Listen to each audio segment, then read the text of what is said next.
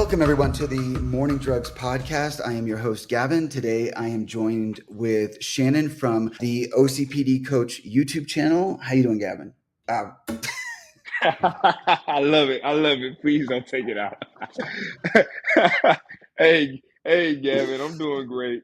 I honestly, I love this podcast format because we get to loosen up and just let things like that slide. This is actually take two, which I think is very, very fun for individuals who have different the struggles that we deal with. This is actually a test on demand. So I'm looking forward to talking with you, and I know we've been talking about this for a while, so excited to get it going. I like how you just kept rolling with that. You're like, I'm not going to give you a choice. You're not going to get to do another take. This is the one that we're going with. Man, this is it forces us to be on our feet. I don't know what it is. I've tried to force myself to do that a lot more recently. Even with sending typos in messages, I would always try to autocorrect it, but I'm just starting to just stop, not care about a lot more stuff, and it's so freeing, man. It's so freeing. It absolutely is. I definitely am there in some areas, and then other areas are a continuous struggle, or I guess a challenge to be worked through. This is a totally new thing for the both of us, and I'm kind of talking to you, Shannon, and at the same time addressing the audience when I think I need to fill them in with some more information. So basically, Shannon and I have worked together on a few video projects. We've known each other for quite a while now. And the idea for this podcast just evolved out of the work that we were already doing. So the idea right now is that Shannon is going to be a regular co-host, probably not on every episode, but hopefully this won't be the one and only time you get to hear him. He does some really good work in the field of mental health in terms of his coaching. He does this specifically for you do this specifically for people with OCPD, right? Is that your clientele? So I open it up. I do it specifically for individuals who have traits that are exhibited in OCPD, because a lot of us don't even have, diagnosis. If you Yeah, if you good are point. exhibiting any traits, I just work with you because I realized that was a lot easier to get people to open up to it. People don't like being labeled. Absolutely. Yeah, that makes a lot of sense. Today, we were going to chat with each other on the topic of procrastination and kind of the inverse, where a lot of people with OCPD and people outside of OCPD struggle with overwork as well, pushing themselves too hard. I think just because it's, you and I, this is the first time we're doing the podcast together, and this isn't a podcast specifically for people with OCPD. My background is that not only do I have that, but also the last decade I've spent working in and around that area. So I feel like I'll give a quick rundown on OCPD, and then you can fill in any blanks you think I missed anything. But my elevator pitch for OCPD usually comes down to two really strong areas of thought. And the first is that there are high levels of perfectionism. And that perfectionism usually goes in one or two directions. One direction is that people will procrastinate for fear of not doing a perfect job, or they will overwork themselves at the detriment of a lot of other things in their life in the searching out or seeking out perfectionism. And then the second area is black and white thinking. This could mean that somebody, everything is clean, or, something's really clean or dirty. There's nothing in between. If you say you've got a favorite band, in your mind, nobody can argue with you about, that being the greatest band of all time. So that's kind of my elevator pitch on OCPD, is that it involves black and white thinking, not a lot of gray area for people with OCPD, and then that perfectionist mindset. Would you say that's a good summary, or is there something you think I left out? Yeah, no. So it's something that you'll mention many times, I'm sure, over the podcast, of how OCPD and other different mental health disorders impacts everyone differently. What I noticed personally with myself, so I'm also diagnosed with OCPD more recently, I think June of last year, and the individuals who I've spoken with who struggle with progress and procrastination, it seems like OCPD is what I call hyper efficiency. It's a hyper efficiency disorder, if that makes sense. And we tend to strive, as you said, perfection, not wanting to start something if we can't do it perfectly. It's just all about being the most efficient at doing something. And that is how, when I started looking at my life in that lens, it helped me understand my OCPD a lot better, and it helped me take control of different aspects of it.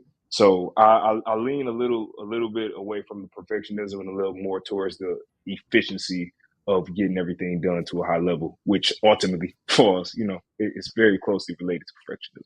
So when you and I were thinking about doing this first episode together, we were talking about topics, and you had suggested procrastination. So we haven't really spoken much since then. I'm curious, what was it about the topic of procrastination that made you want to jump into this one first? Man, that's a great one. So I'll talk myself, and I'll talk about you, and I'll also talk about some individuals I know in my life. But first of all, myself, I am the type of individual that I also have ADHD, and my my mix of ADHD and OCPD makes me really. I have a lot of grand ideas, but I always procrastinate getting the idea done. So I can start something, but taking it to the finish line, I'll push it off, push it off, push it off. I noticed that it's the same thing with a lot of other individuals who I speak with, where it'll be something simple. So it's not even just the big projects, but maybe they just want to. What's the Christmas tree? Set up the Christmas tree. They might not set up the Christmas tree for weeks at a time just because they don't think they have all of the things that they want to put up on the Christmas tree. And it's the all or nothing thing you mentioned, the black or white, where if I don't have every single thing I need to put on the Christmas tree, I just won't start it. And when you Mhm. start to do this in life more and more, you start to feel like a failure. I know that was something that I dealt with. Was I felt like a failure. I felt very inconsistent. I felt unreliable. And when we talked, I think I told you. Yeah, I did tell you. We talked about it. I was working on a course. I wanted to start a course because my workload, my Yep. time, my schedule, I can't really take on clients how I was able to last year. And I pushed this course. Course is something I wanted to work on for over a year, and I just kept pushing it off. So I was thinking about myself, and then even with you, you talked about the podcast, and I want to first of all give you a big congratulations for getting this started. I remember we first talked, and it was something you were just floating around. So the fact that you got out there and got it started, man, kudos. That's huge. But Thank you. even speaking with you, you mentioned that was something that you also have struggled with as well. So it just seemed very prevalent. I just wanted to touch on something that we probably deal with every single day, and we just don't nip it in the bud. Yeah, I'm curious. Something you said right at the start when you were talking about kind of being an ideas guy. That's something that I relate to. And I'm curious if, because I think a lot of the times what either causes the procrastination or allows it to continue are and this is the same with a lot of mental health issues. It's the lies we tell ourselves, and they can be conscious lies or they can be subconscious lies. But I'm curious, do you feel that when you're not doing something but you're actively thinking about ideas, does that allow you to feel like you're being productive and you're not actually procrastinating? That's a great. So, are you saying if I'm thinking about a specific idea, so if I'm just compounding different elements of an idea and just fleshing it out, or are you talking about thinking about different ideas?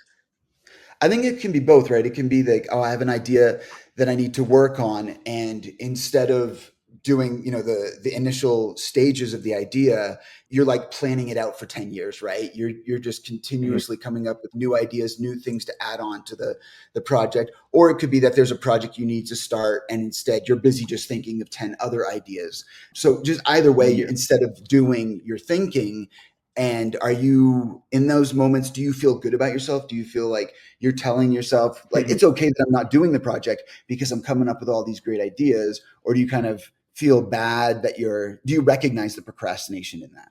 Yeah, this is a can of worms we're about to open up, so we might be talking about this for a minute, guys. So buckle in. Well, what I notice is this: I'll speak to the example of I have I have a project right now. Let's say it's my video game I'm developing, and my course is something that has been lingering, and I kept thinking about, okay, I need to figure out what topic I want to hit, how I want to present it. I know I need to take a full day to record videos. I just kept pushing it off. So those are already two ideas in my head. And then I get inspired. I'm easily inspired by things. So I recently watched Star Wars for the first time ever this past week. Not this week that just For passed, real? but last week. Yeah. The And it's first, like great. I the watched it first with my three? family. First six. I Oh, binged wow. all six. I had the flu, so I was able to just sit and watch television, and I watched it with my son and my wife. So, well, my son mainly. My wife was there, but Congratulations. I mainly watched. Thank you. I felt so accomplished. But but even that's something I procrastinated for years. I used to work at a company called Rocket Mortgage, and I worked there. And when I worked there for 6 years or 4 years, I don't remember how long it was, but all of the teams were named after Star Wars theme. It was all Star Wars themed, and I never got the joke. Even May the 4th, it was May 4th, and everybody would come in. I'm like, why is everybody making a big deal out of this? But I didn't understand it. And I kept saying, I watch it, I watch it. I'm at Disney now. We own Star Wars, still hadn't watched it. So it was something where I finally just was like, all right, I'll watch it today. But yeah, to answer your question, it doesn't feel, it feels good because I feel good that I can come up with ideas and that I still have that creative spark because I never want to lose that. I think that's when I've been at my lowest is when I have no idea to bring to life. Or if I have an idea, it's impossible for me to make it happen. So that's when I'm at my lowest, but I'm happy about having ideas. What sucks is this. I start to overwork myself to get what I have to get done finished now. And that is the part where it becomes unhealthy because all I can think about is I need to hurry up and wrap this up. I need to hurry up and finish this. I can't, and I'm better with this now, but with family, I can't go out. I can't go have fun. I can't meet with anybody. Like even this, I think I told you this when I was working on something I was working on. I had to actually push this off for a couple months, like as meeting Mhm. back in October, because I had something I was doing, and I had to get into a certain zone to really focus in and get something complete. So it feels good that you have the ideas, but it adds so much extra pressure that I don't know if it makes me feel happy. It does the opposite for me.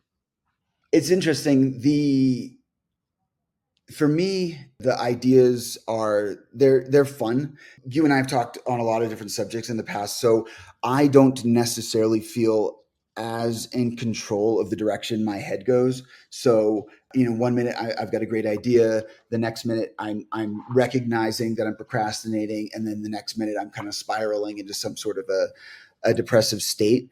It's There's a lot of joy that comes from creating, and Mhm. just the act of creating an idea out of nothing.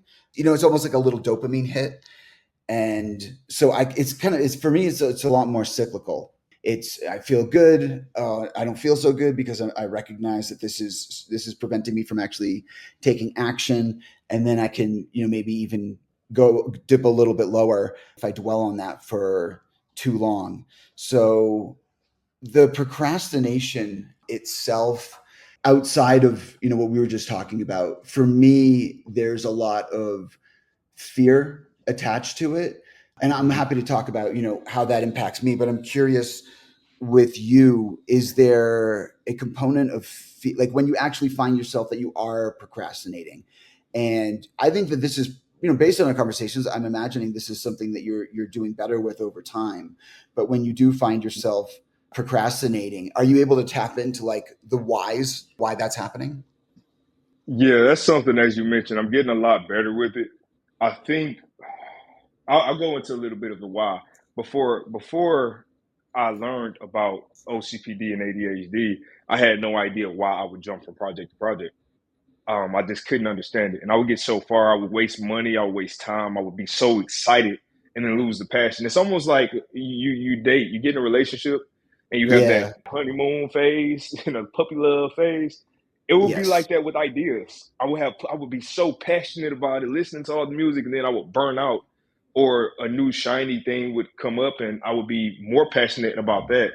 The danger would be that I would be able to justify switching over to something else and not completing one thing. So I would always say, well, I'm going to jump to this because I can finish it faster, or this will bring more money, or this has more potential, or, whatever it might be. And I completely lost track of the question. So I apologize. The question was about fear. Yeah, yeah. So yeah, I like there's a lot of reasons that people, if we got people listening right now, there's a lot of reasons people procrastinate, and we'll talk about some of the ones that maybe aren't even applicable to ourselves. But for me, I think a dominant feature of my procrastination is fear, and there's a few different reasons for that. Well, you know what? I'll talk about mine, and then maybe you can piggyback off of it if you relate to any of it. For me, procrastination is it kind of creeps into almost every area of my life. I think a lot of times people think of procrastination, strictly speaking, with something involving work, right? It could be a job, it could be a project, it could be education, homework. But I think a lot of people think of it in terms of output. And for me, I can procrastinate opening an email. I can wait 3 days Yes. to open an email because I'm spiraling. And I guess this is where my head goes, right? I catastrophize. That's a big thing for me, something that I've worked on for a long time, continuing to work on. But I imagine for most scenarios, the worst case outcome. And for that reason, I will not do whatever that simple task is, or something as easy as clicking on an email on my phone. That's, I guess for me, that's like the big dominant thing that's going on in my head is fear. I guess the second component would be, I think. Well, I'll let you go. I'm losing my train of thought as well. So no, let me We're tap both in. very So into this, look, but yeah. So you audience. go ahead, and then I'll go back to mine. So, audience, let's just set the record straight. We both have OCPD, and one of the things that people with OCPD do, we miss the plot a lot of times in conversation. So you'll hear us rambling for a long time, but take observe our hearts, like take in our hearts, not our words as much. So we're both probably going to be guilty of doing this. I wanted to piggyback on what you said, though. You mentioned how you have the issue with emails. Well, I have that same fear when it comes down to reading mail, like physical mail. So I will refuse to go to the mailbox until I absolutely have to. And when I pick up the mail, I'll sort the mail by things that I want to open now and things I don't. And typically the things I don't want to open are things like a light bill, that's so variable, it's not consistent. So I'm not able to control it. And that makes me anxious. Or it might be something like a medical bill, because I'm not going Hmm. trauma is a strong word, but when you get big medical bills, it only takes one time in life to get a big medical bill. You get anxiety every time you open up a medical bill. Even if you have money, you get anxiety. It's like, what is it? Like, what could it be? And it's so interesting because I have that, and the medical bills that I get are typically from our insurance company, and it's been the same exact amount for the past 7 months of it's a $20 copay that I've already paid. But it's the fact that they're sending me mail and I don't know what's in it every time I open it up that gives me the anxiety, and I have to put it to the side. Another thing, as you mentioned, with procrastination and emails, I actually tend to not open up emails unless I can open it, unless I'm in the state of mind where I can open an email, reply, and close the thread all the way. I won't even open an email. It's something about just not being able to complete it. I don't like having things open and all over the place. So I won't even open an email unless I have the ability, the time, as well as the state of mind to sit there and reply. I don't know if you deal with that also. No, absolutely. Yeah, it can be fear of what's in it. It could be fear of not knowing how to respond to it. An image came into my head when you were explaining that, which is like, you ever watch like a sitcom or a movie where some kid's trying to get into college, and then like the letter finally arrives, and they have like he can't open Yeah. it, or she can't open it. They have the parent open it. It's like Uh-huh. that times everything in my life. Like that moment, but apply it Mm, to everything. It's not as granular as like choosing what to eat, but it does creep into like a lot of areas of my life. To the point where it eats up a lot of time. It causes tremendous amounts of anxiety. Anxiety always leads to, at some point down the road, physical responses that you may then have to deal with. So we're the ones that are causing all of this extra stress by not just attacking it. But that's why I think it's really important to kind of like dig down into the root of like, okay, well, what's causing it? Because we know that by procrastinating, we're making everything, much worse. And yes. the point that I was going to mention earlier was, I was saying there's kind of two fearful components to my procrastination, and the one being, the catastrophizing, and the other one is it kind of falls in with that.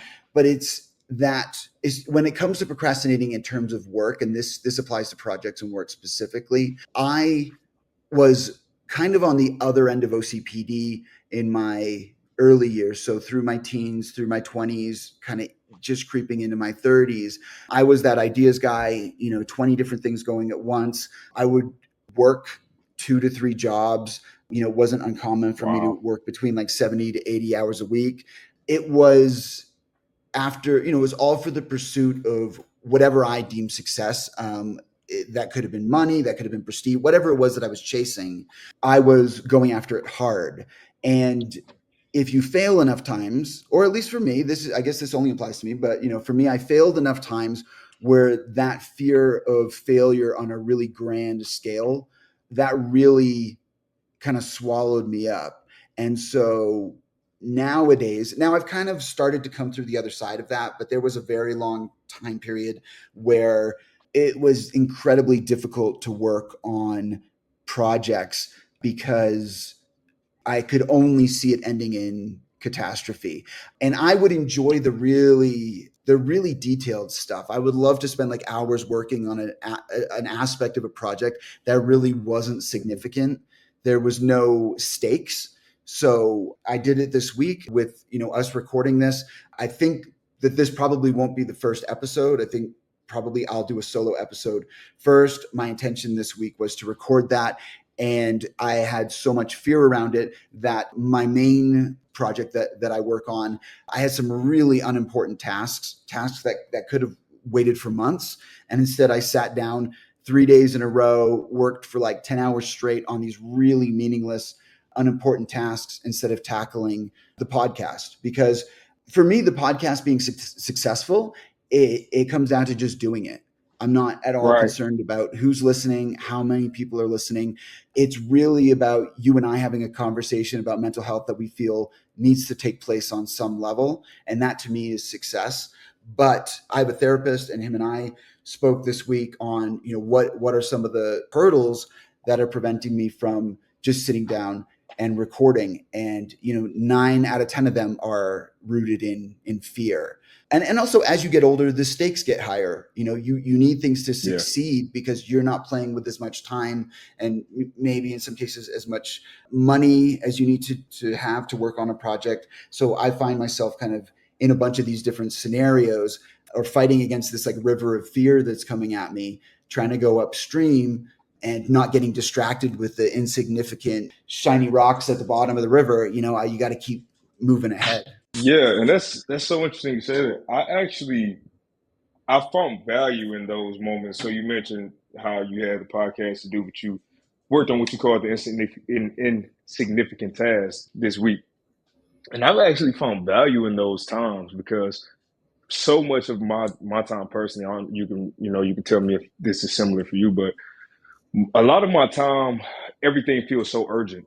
Everything feels so important. The things that I'm doing in life, every single big task. So I don't ever find a chance to prioritize those smaller things that still do eventually need to get done.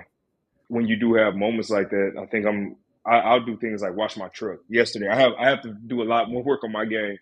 And yesterday, I decided I had 30 minutes. I went outside and I washed my truck because that's something I just like to do for my therapy. But it's a small task, and it feels good to just get that little dopamine hit of saying, "Hey, I did something."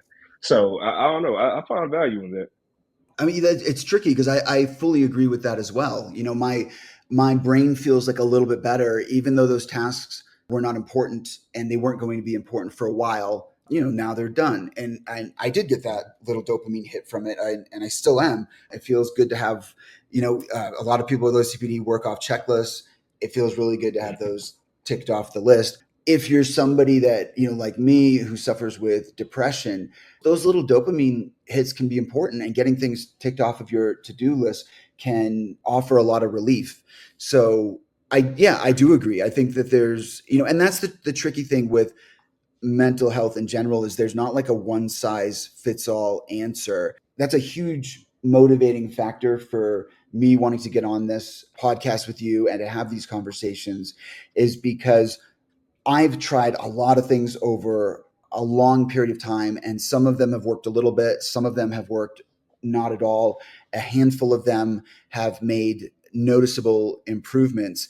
And I don't think that there's enough information out there in general. And I definitely don't think in this like TikTok era that there's enough accurate information.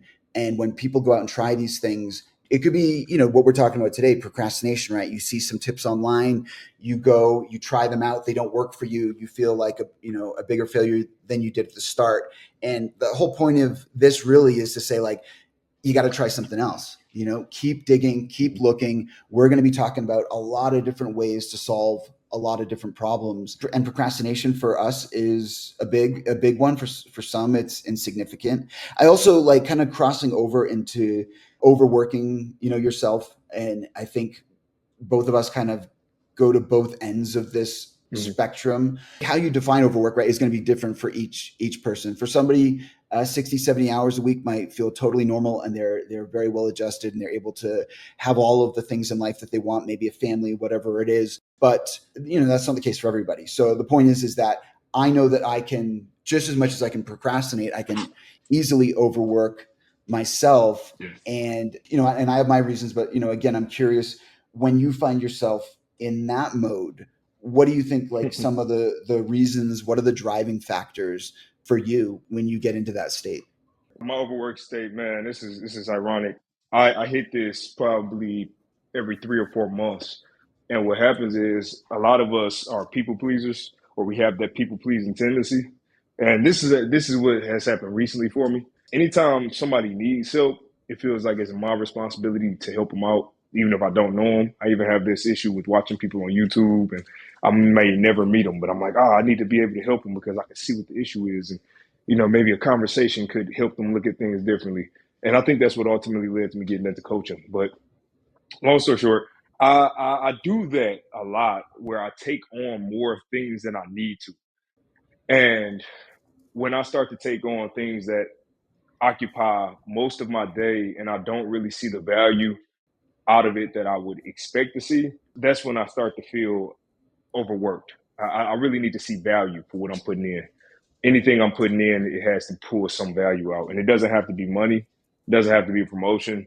Even if it's just a smile for my son, if I take him to the mall, to me, that's progress. I feel good. If I'm just constantly doing something and I'm not seeing any result, then I easily get burnt out, which is why long projects such as video games, um, it's kind of a trap. You set yourself up where you probably won't make money for a long time. And you have to just keep Mm-hmm. working at something without any actual result, and you feel like you're wasting your time. And one more thing, it comes back to what I mentioned about the hyper efficiency. That's how I look at it. Like, man, this isn't efficient. I'm spending all this time working on something with no guarantee that it's going to work out. Why don't I try to pivot to something else where I know I can at least see the result of it faster if I do that? I think I'm still kind of curious about the driving force, because I, like, for me, I've got a couple. I think some are actually reasonably healthy, and others are definitely, what we would call maladaptive. There's the point of, like, where you've worked so hard and so long that you kind of burn yourself out. But we know, like, both what you and I are involved in our own lives, with our projects, we interact with a lot of people with OCPD specifically. And again, there's other disorders that have high levels of people that overwork or catastrophize or procrastinate. It's not strictly relegated to OCPD, but for you and I, that's like where it's coming from. So I'm curious more of, like, when you find the amount of work that you're doing is not just the burnout, but it's affecting other areas of your life. Like, you're not spending enough time with your family, or maybe you've got personal hobbies, passions, interests that you like to spend time on, and you're not doing any of that. So when you're at that kind of level of drive, or do you not do that like that? Because this is something that I do. I'm curious. Do you get to the point where you're neglecting other areas of your life? And if so, what do you like? What do you think the motivation is behind that? Okay, I think I'm understanding it. So yes, I do get to that point. What is the motivation behind it? Um, man, that's a good one. I want to make sure I'm answering the question for you. See, this is the It's podcast, right? We got to think in real time. We gotta Yeah, dig deep. This is like a therapy session, I guess. Really. right. That's really what it is. So honestly, I think I go back to the poverty mindset. I grew up. I'm from Detroit, Michigan, born and raised. Many people might know how Detroit was. It wasn't really a prosperous city. Right now, the Lions are doing amazing, but when I was a kid, it wasn't really a prosperous city. I was going right to high school right when in 2008 when all of those issues happened, and I grew up. My stepfather, who was in the home, he actually wound up going away when I was going to eighth grade. So I was in high school and I really had to be the man of the house Oh for wow. that entire Yeah. time. Every single Saturday when I was in ninth grade, my mom got me a gig installing glass and doors in Detroit, which is, man, it's cold, it's hot, and I did it every single Saturday from 8 a.m. to 5 p.m. for $20. All through high school, I did that every single Saturday through the summer and That's everything. brutal.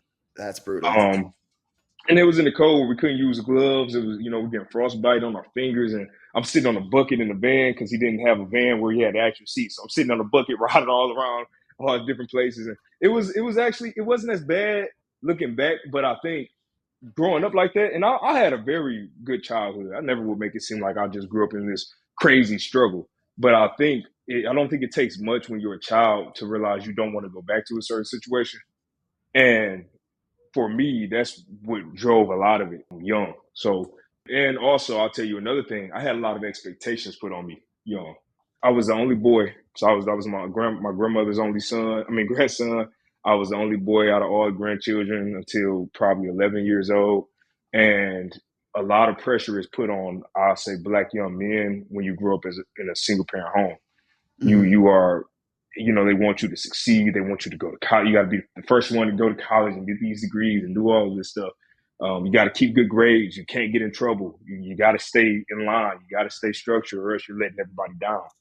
So this is like therapy. It's crazy. I never really talk about this, but yeah, growing up with that, I was expected. I got in trouble for getting C's. If I ever got a C in school, I would actually get in trouble for that. So I wasn't allowed to get C's. I was rewarded handsomely for getting A's. So very young, it made me realize, hey, well, if I get A's and I stay on the honor roll, then everything's good. Life's great. I get an Xbox for Christmas or something like that. I'll get some wrestling action figures because I was a big wrestling fan. Everything was good. Yeah, I grew up like that. And coming up, I'm tell you something interesting. I've actually found out myself after talking with my family. My mother, my uncles, and my grandparents have a lot of OCPD traits and actually inflicted those on me. So, and their children. So all of my cousins, we have similar traits, man. It's scary. Talked to one of my cousins for 2 hours yesterday, just about, she's in college right now. And I was just trying to help her understand her brain and different things like that. But growing up like that young, you have that desire to not get back, and it pushes you. And then when you overachieve, you get rewarded. It pushes you more. So that same mentality, man, it never left me. Even now, people think I'm blessed. I'm extremely blessed, and people don't understand how old I am. Like, people think I'm a lot older because of how I carry myself and things I do in life. Mm-hmm. But I have to tell people I'm still in my 20s. I have one more year left until I turn 30. So don't age me yet. Like let me get through my 20s. But it's the all of the responsibility I put on myself at this age.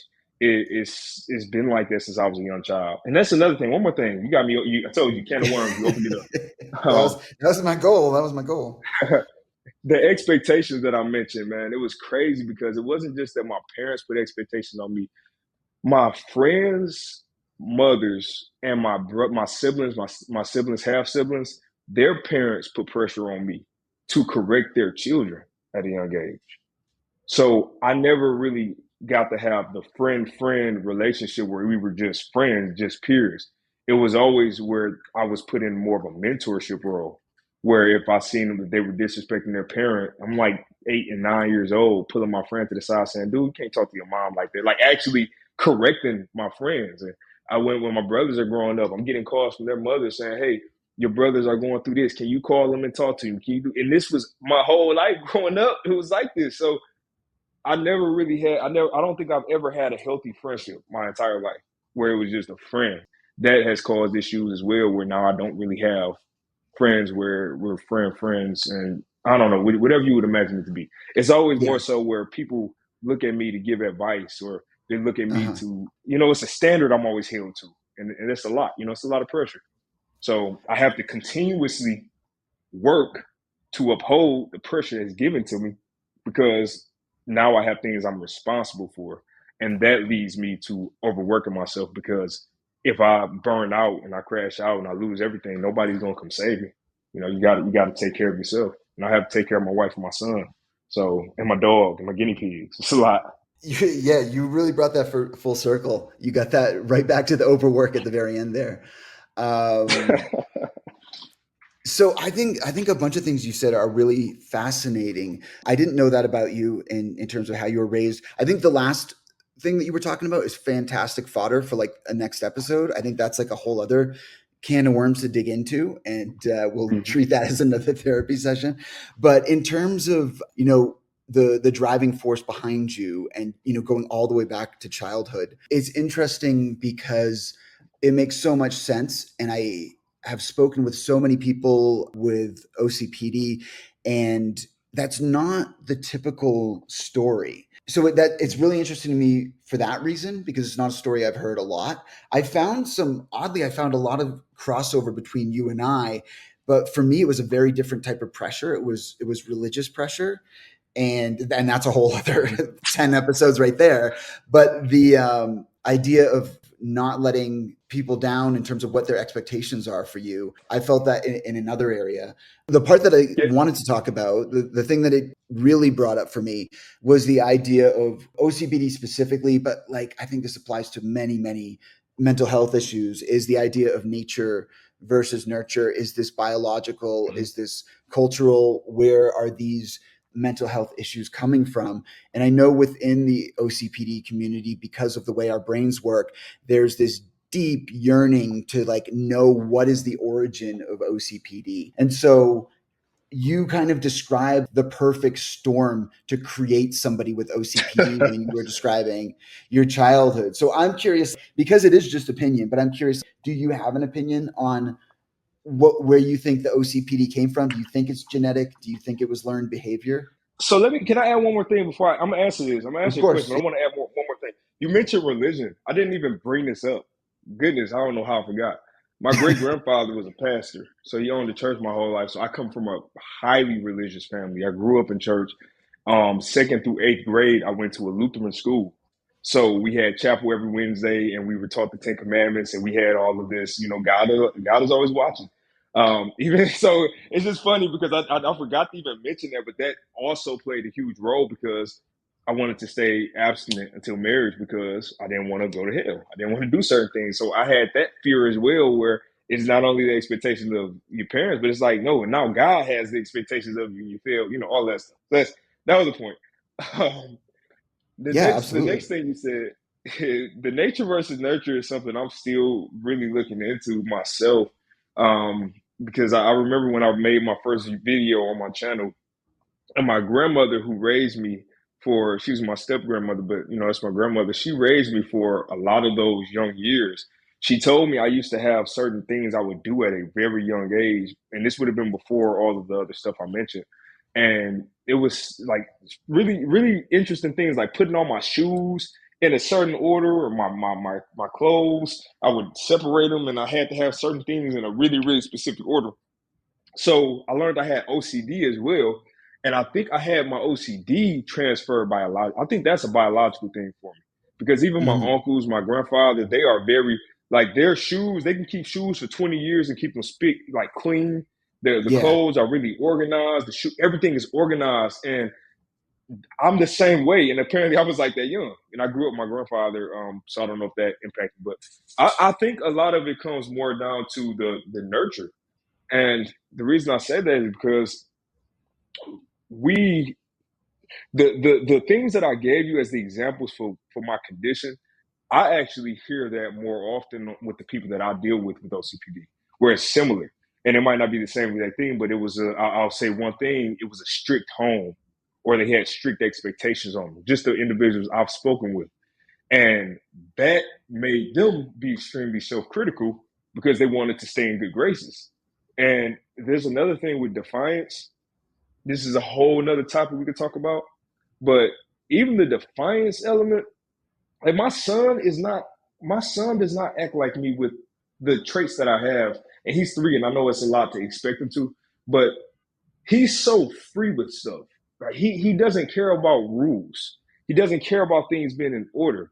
But when I showed my son, I bought him bins to organize every single toy, and I said if a toy Yeah. doesn't have a place, then it goes to the trash. And I showed him how to organize, how to stack up his blocks in a specific way so if everything fit perfectly. Now he does that. And he actually is proud of it and will come and say, Daddy, come look at my room. And he would say, look, I organized everything in my room. He wasn't like that. I put that in him. So it makes me as a parent have to be more conscious because now I know that I can actually put stuff in him that's not there. I don't think people are just born with OCPD. I think it's the upbringing and it starts young and you don't, that's what kind of confuses people. But I don't know. I'm not a biologist. The doctor's neurologist. I'm not a neurologist, so I don't know how that works Yeah. exactly. I think the best theory that I've come across is, and again, just a theory, and I don't know if I fully believe it, but I like it, which is that it's likely for certain mental health conditions. This isn't all of them, but it is certainly not just OCPD. At least the theory and how it would apply is that there is likely to be some sort of a gene, right, that is going to make us, to quote somebody that I've worked with a little bit on some projects, Gary Trisclair, who's the author of The Healthy Compulsive. We're driven people. Now, we might be driven, and this again is people with OCPD, we might be driven to do good things. We might be driven to do bad things. We might be driven to overwork or spend too much time on something unimportant and not enough time on something important, but we're driven. And being driven in and of itself is, like with many traits, it's not a bad thing in and of itself, right? It's how it's applied.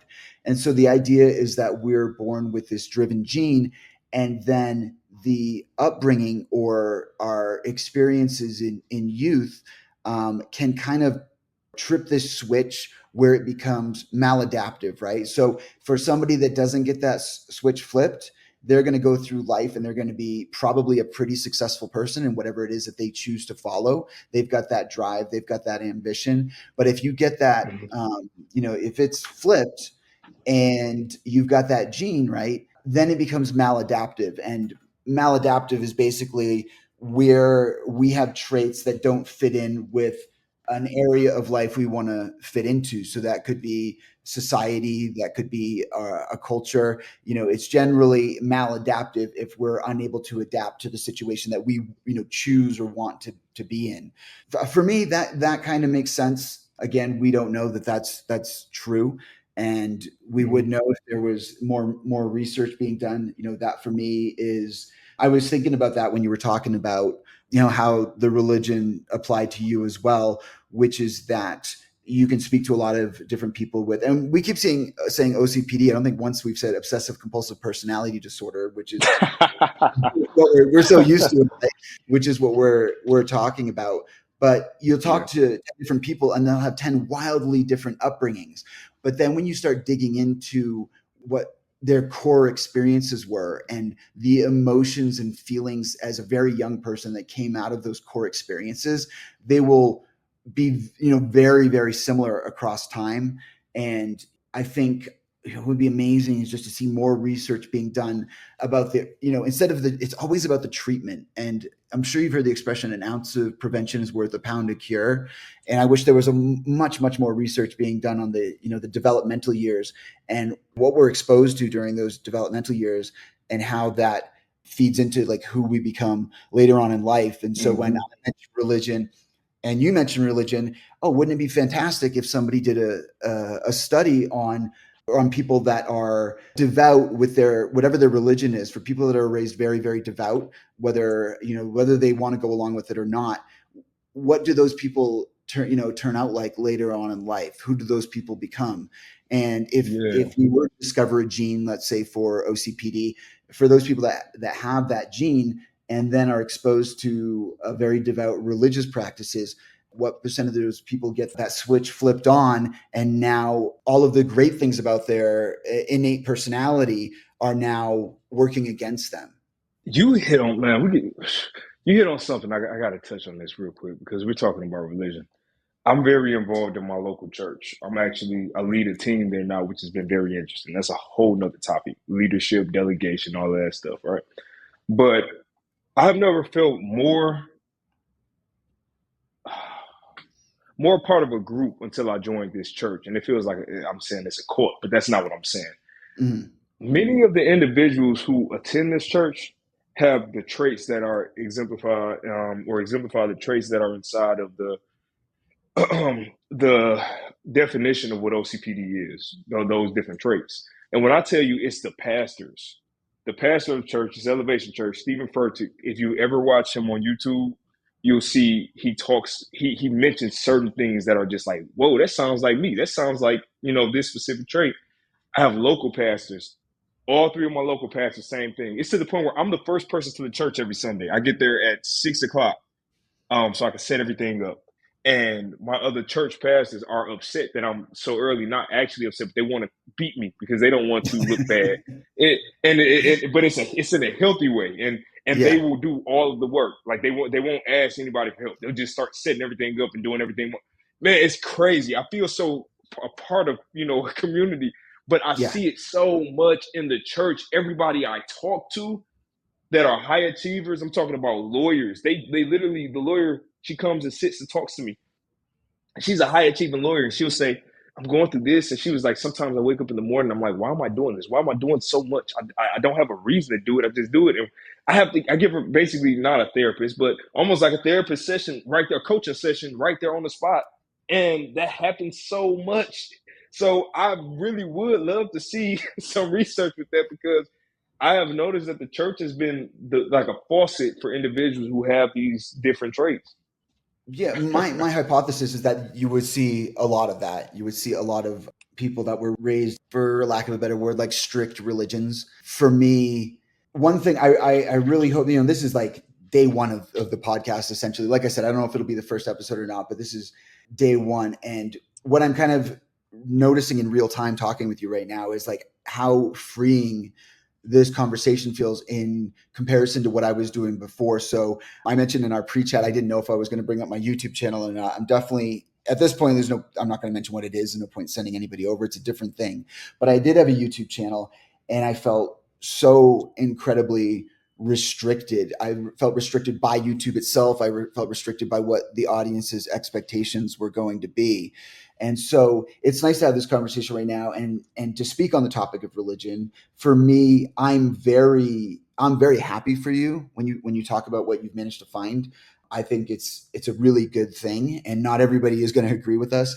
For me, when I discovered OCPD, I've been married twice, married and divorced twice, and this was towards the end of my second marriage, and there were problems on both ends. But on my end, it was really a lot to do with OCPD, and then also what results from that, which is anxiety, depression, a lot of the times, not always.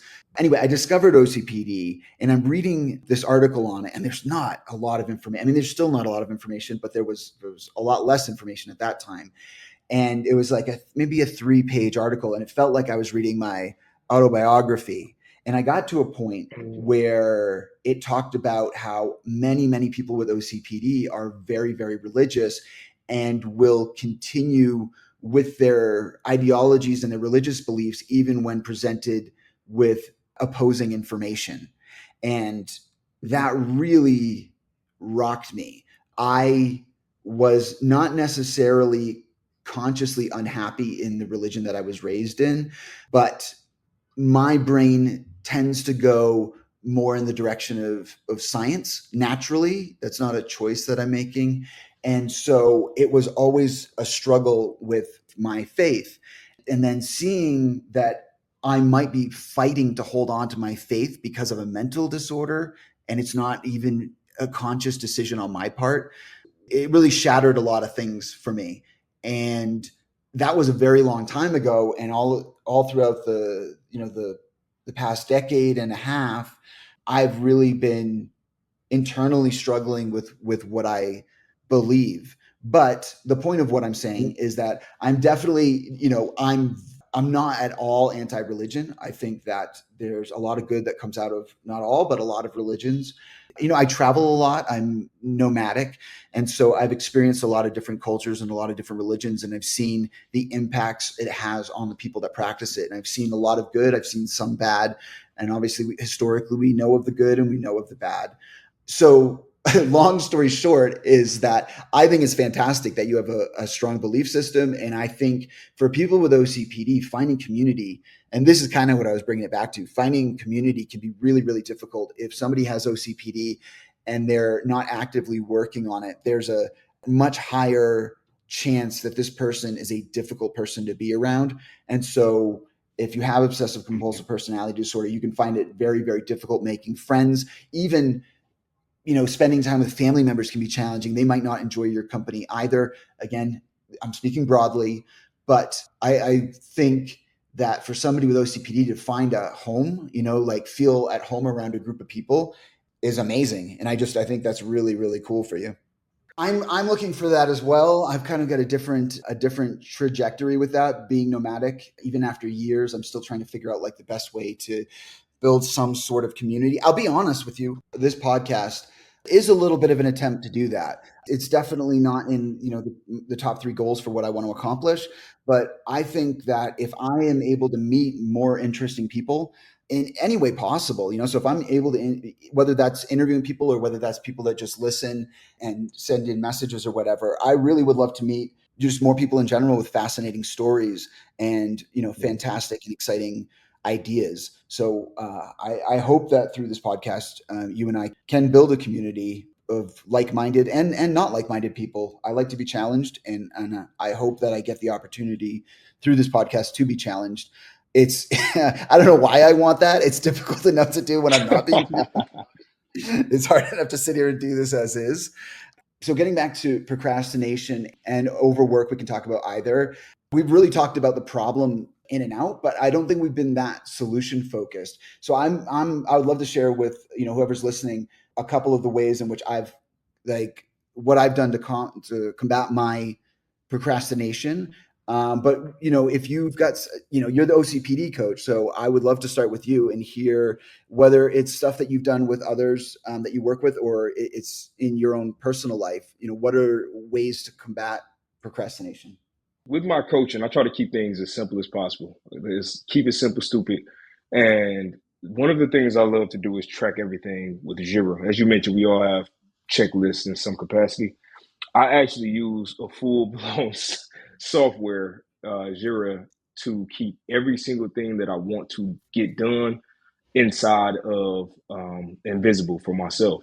So I treat myself as if I'm a software development team, and I work in 2 week increments. I have a backlog of work, and that's all the things that I know I want to do, but I can't get it done within a 2 week period. And every single Sunday, when I complete everything, I organize the tasks that I want to do for the next 2 weeks. I go in on a Monday, get it started, and then every single day I actually use the app. So I have the app and I have the website. It opens right up. I have it as a default home screen. So when I start up my internet, it pulls right up. And I'm making a course about this in general. I have all of my tasks broken up into what I call value lanes. This is just how I dictate the importance of everything in my life, because a lot of times I would get upset if my wife wanted me to do something that was not what I would deem productive. So I had to reframe how I look Absolutely, at yeah, productivity. And so yeah, what I wound up doing, I have these different value lanes. One of them is tier one, what I call tier one relationships. So this is my spouse, this is my child, and everything related to them, those tasks have that tag. So it could be something as simple as playing the PlayStation 2 with my son or going out to eat with my wife. I will have that there. I have tier two relationships, which are siblings and cousins, mothers, or mother and siblings, and then tier three relationships, everybody else. I have a spirituality thing in there. So that's anytime I am doing church stuff or if I'm just connecting with people related to church. I have business. I'm in school right now, so I'm getting my master's, and all of that is still contributing to business. So things like doing homework or even this call, I'll put inside of there because it helps me see the value of it, this podcast. And every little thing, I put every little thing in there. People might think I'm crazy because of the stuff I put in there, but I put washing my truck, I put in there, cutting my son's hair, I put in there.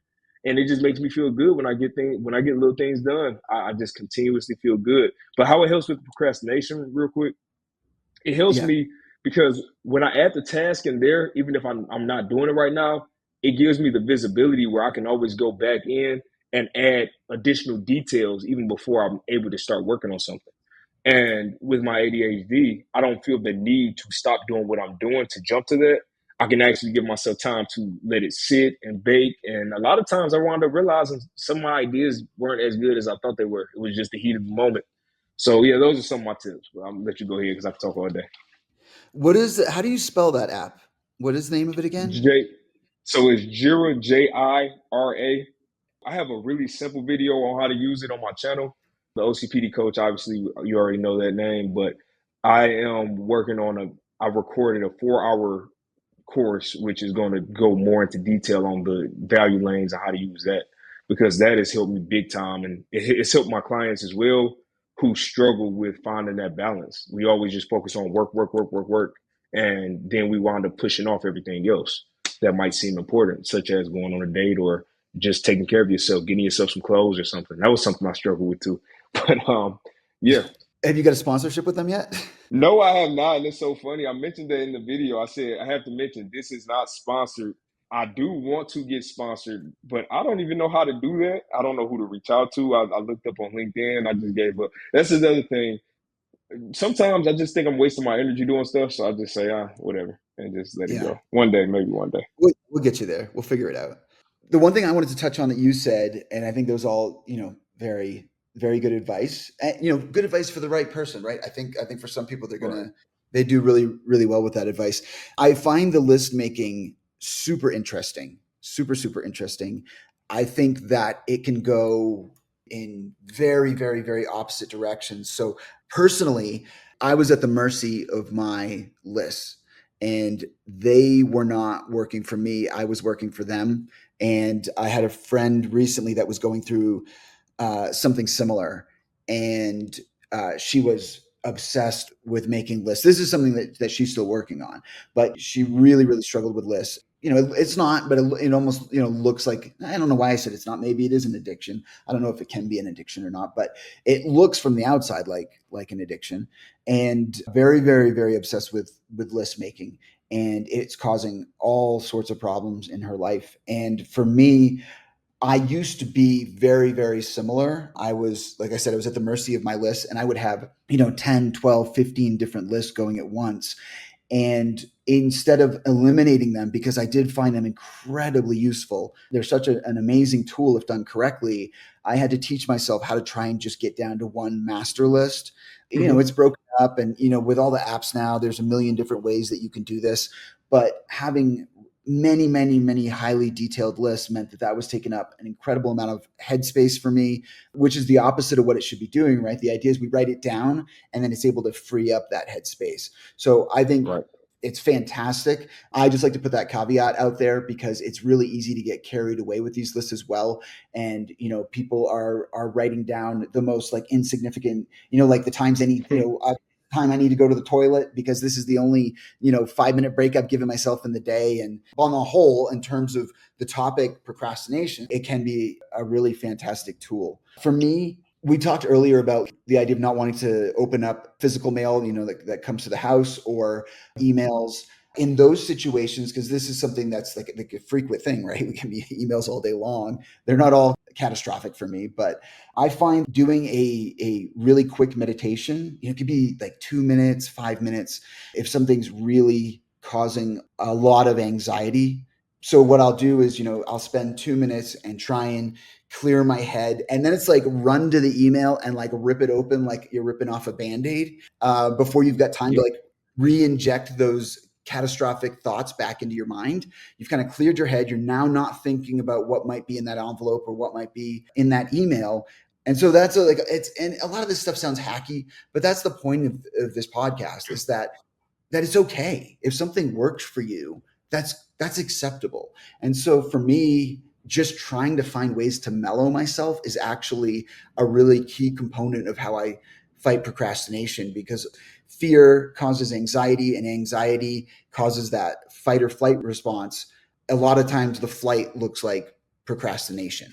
And so that's a big part of what I do. And then I guess on a grander scale, the catastrophizing on bigger projects. So when we talk about work or we talk about education, it is breaking things down into bite-sized pieces that you can not Hmm. just get those little dopamine hits, but you just get that sense of accomplishment along the way, and you're not looking at this permanent big picture in front of your, in front of your face. So for me, that's like what I do, right? I'm working on a project, and I might be working on something that it's just a task that needs to be done, but I'm looking at it as if I fail this task, the whole project comes tumbling down. That's not the reality, right? But like that's what I'm doing in my mind. I'm thinking, all hell's going to break loose if this task doesn't go according to plan.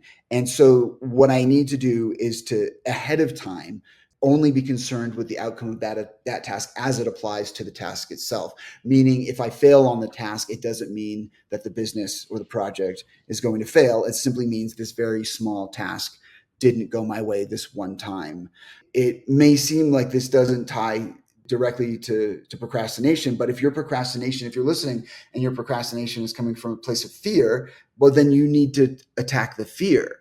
All of these therapeutic techniques that you might be given aren't probably going to work. And this is the point, this is why I want to talk to people, is like they may not work because you're so controlled by your fears that without addressing those core issues, none of these other things are going to do much for you. Maybe in the short term, but over the long term, that fear will build and build and build, and then it'll become crippling again to the point of procrastination. So those would be my two things is to practice mini meditations. This can be in the form of this doesn't have to look like traditional meditation either. This could be, for you, this could be playing a video game for 5 minutes, right? That'll clear your head. You're not Mhm. likely thinking about what's in the email if you're focused on successfully playing whatever game it is that you're playing. So that's how I would treat it. I love that. You mentioned something that I call task chunking. I just come up with terms for some reason I like, but task chunking and it's taking that project, taking that elephant and turning it into bite-sized pieces.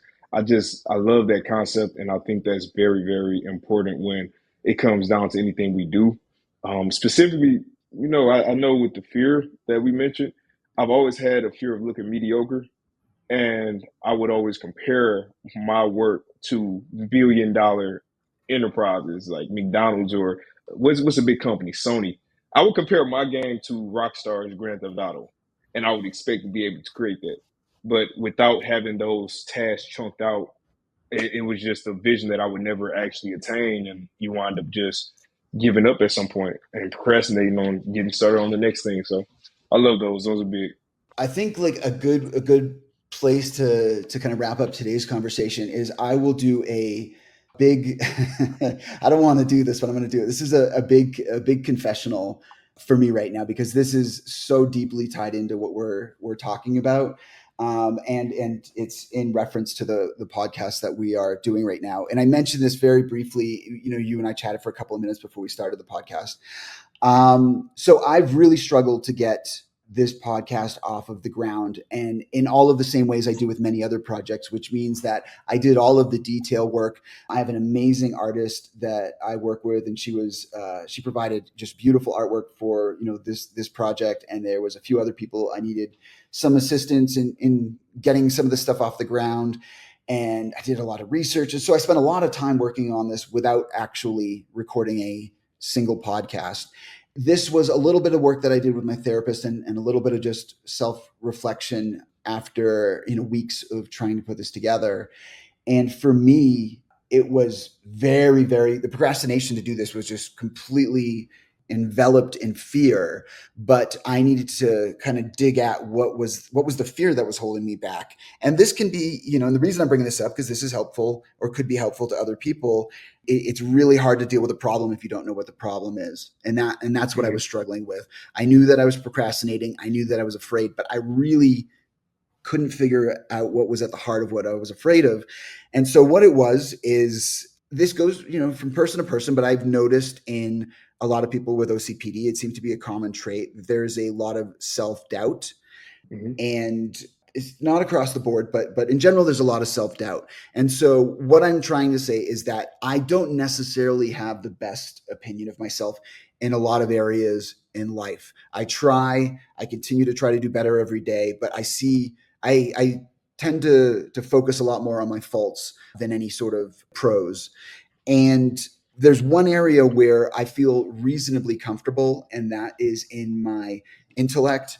Uh, I'm not the smartest guy in the room in many rooms that I'm in by a long shot, but I've never been nervous to have a conversation with somebody smarter than me. I've never backed away from a topic. I'm a very curious person. I love learning. It's for me one of the best parts of life is taking in new information and new experiences. So I feel reasonably okay with my level of intelligence. And when I was trying to record this on my own, speaking in a room by myself, it feels incredibly unnatural. And because of that, I would get choked up a lot. And what I noticed was that I was feeling very stupid in those moments. I was feeling very dumb. And that feeling is just one of the most uncomfortable feelings for me because it's one of the rare areas in my life where I usually feel pretty okay. And because I was being made to feel stupid and made to feel dumb of my own accord and of my own making by trying to record this podcast, I let that fear just completely take a hold. And to the point where, like I've said a couple of times already, I haven't recorded a solo podcast yet. The intention is, as of now, you and I've talked about you being an occasional co-host just because of scheduling reasons. But the idea is that I will do podcasts on my own in the interim in between the episodes that you and I do together. And so I've yet to conquer that fear. I've recognized it, and that's fantastic. Doing this podcast with you today has also been very helpful. Even though we are going back and forth, I'm getting a little taste of it. But at least now, going into this coming week, I recognize what it is I'm dealing with, and I can start trying to put together tools to help me with that. But if Nice. I would have never taken the time to dig in and to really try and understand why I wasn't doing it, it would be impossible for me to fix that problem. That's huge. Yeah, that's huge. I mean, I'm curious. You said that you felt stupid in that moment. Did that anger you? Or did that motivate you more? Or what did that do for you? I think anger, I think the initial seed of it is just a frustration. And I think that builds into some form of anger. It's definitely directed inward, it's anger at myself. I think, I mean, not to be mean, but like, there's a lot of podcasts out there. I think I heard this week or last week that it was like something like 5 million. Maybe that's even low, but an insane amount of podcasts out there. And I was just following. I don't know if you're familiar with the, not to be obscene, but the Haktua story and her I heard about it. cryptocurrency rug pull thing that happened this week. It's. I mean, I guess as long as you weren't one of the investors, it's pretty funny story. Again, not to be mean, but you see somebody like that, and they're able to put together a successful podcast, so you're really Hmm. like thinking, wait up. So I'm not even that smart. Like I can't just sit here and talk on something. And I don't know if you had a follow up question, but just to explain what was happening when I was doing the podcast on my own. And again, this was something you and I really briefly touched on when we were talking earlier before the podcast. Was I thought of doing the podcast in a very traditional way, which is coming at it from some place of authority. I have worked in and around mental health for over 10 years now, but I'm not a mental health professional. I work alongside some mental health professionals, and I'm very proud of the work that I do, but I know my place. And so I initially thought it was important to emulate what I've heard on other podcasts. Well, I guess if you're speaking about a specific topic, and if you're speaking on that topic, then you should be an expert in that topic. So when I was on my own speaking, I would back myself into these corners because I would get to a point in this dialogue where I realized, oh, I don't know all of the details of this story or this fact or this bit of science, whatever it is that I was about to delve into. I was like, I can't remember all of the details of it, and I've kind of like everything I've done up to this point is kind of hanging on whether or not I can finish my thought, and I can't finish my thought because I can't remember the details. And so the idea is, you know what, I do have a lot of valuable information to share, but I need to bring it up when it's applicable, and I need to bring it up when it's natural. And so when you and I talk, hey, let's just have a conversation between friends about a topic that we happen to know a lot about and we happen to have personal experience with.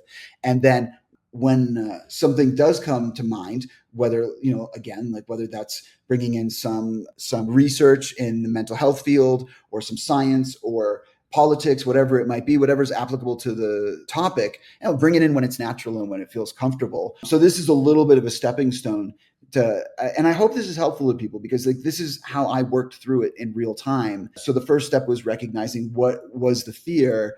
And then it was, like we've been talking about, we love ideas, right? It's sitting there and Hmm. thinking, okay, if this is the problem, then what are possible solutions? And so for me, it was, well, let's make this more organic, and let's not come at this podcast from a place of authority. Let's come at it as laymen that just happen to know a lot.